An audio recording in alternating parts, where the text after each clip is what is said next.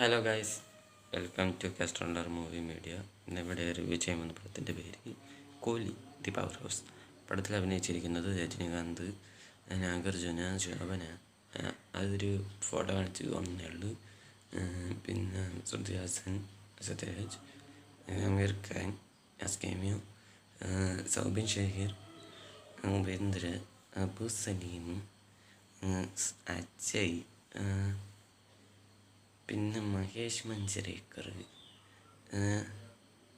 രജിത രാമൻ എന്നിവരാണ് പടത്തിൽ അഭിനയിച്ചിരിക്കുന്നത്.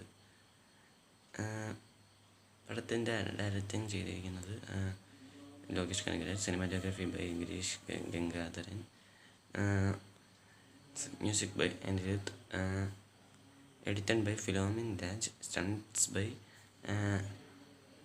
അൻബരിയു, produced by Sun Pictures. ഇതൊക്കെയാണ് എനിക്ക് കാസ്റ്റ് ആൻഡ് ക്രൂ വൈസ് എനിക്കറിയാവുന്ന കാര്യങ്ങൾ.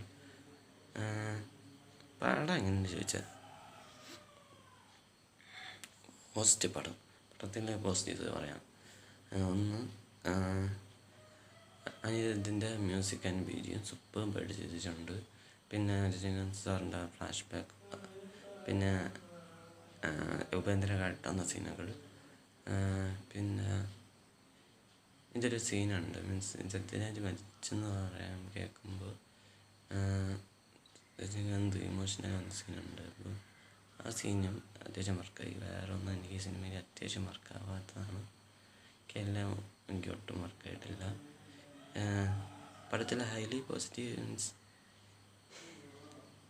അമീർ ഖാൻ്റെ ബീജിയാണ്. പക്ഷെ അമീർ ഖാൻ കോമഡി ആയിപ്പോയി.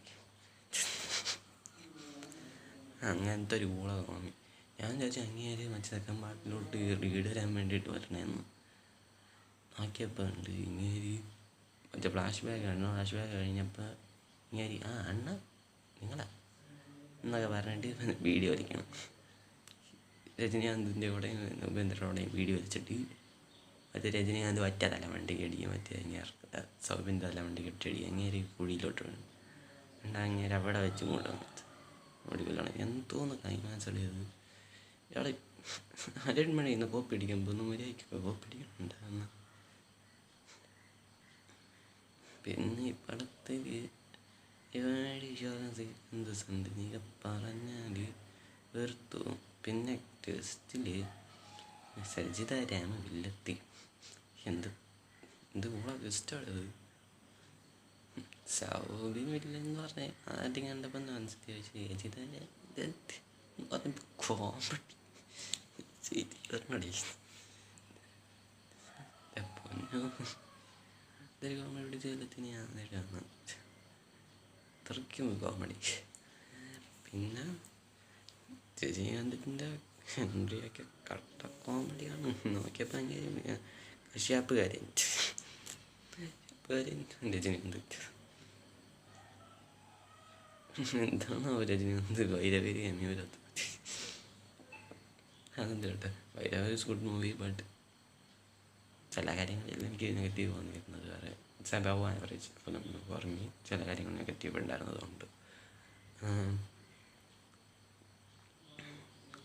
ഇനി പിന്നെ പടത്തിൻ്റെ വേറൊരു പ്രത്യേകത എന്താ വെച്ചാൽ, ലോകേഷ് പടം കാണാൻ പോകാൻ കാരണം ഒരു 50% ലോകേഷ് ഫിലിം 50% നിഫിലിം എന്ന് പറഞ്ഞുകൊണ്ടാണ് ഈ പടം കാണാൻ പോയത്.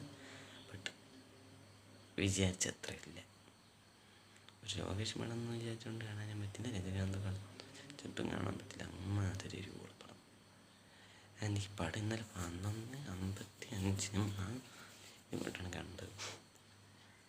അതിനും വേണ്ട ഒരു എന്തായാലും ഒന്നും പറയാനുണ്ട്. ഒരു കാര്യം പറയാൻ പറഞ്ഞില്ല. ഹൈലി പോസിറ്റീവിൽ ഒരെണ്ണം കൂടി ഉണ്ട്. എന്ന് വെച്ചാൽ മോണിക്ക പാട്ട്.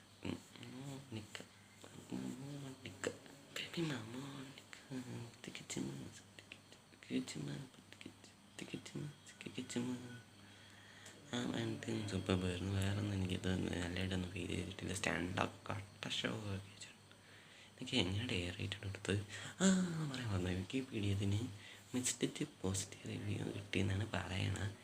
എവിടെയാണ് മിക്സ്ഡ് പോസിറ്റീവ് എങ്ങനെ കിട്ടിയെന്നൊന്ന് ഡിസ്ക്രൈബ് ചെയ്യാൻ പറ്റുമോ പ്ലീസ് എന്ന് പറഞ്ഞാൽ അവസാനം വീണ. അപ്പോൾ വീഡിയോ ഇഷ്ടപ്പെട്ടെങ്കിൽ ലൈക്ക് ചെയ്യുക, ഷെയർ ചെയ്യുക, സബ്സ്ക്രൈബ് ചെയ്യുക, പിന്നെ ബെല്ലൈക്കൺ എല്ലാം ഓടുന്നവർ നമ്മൾ ബൈ ബൈ.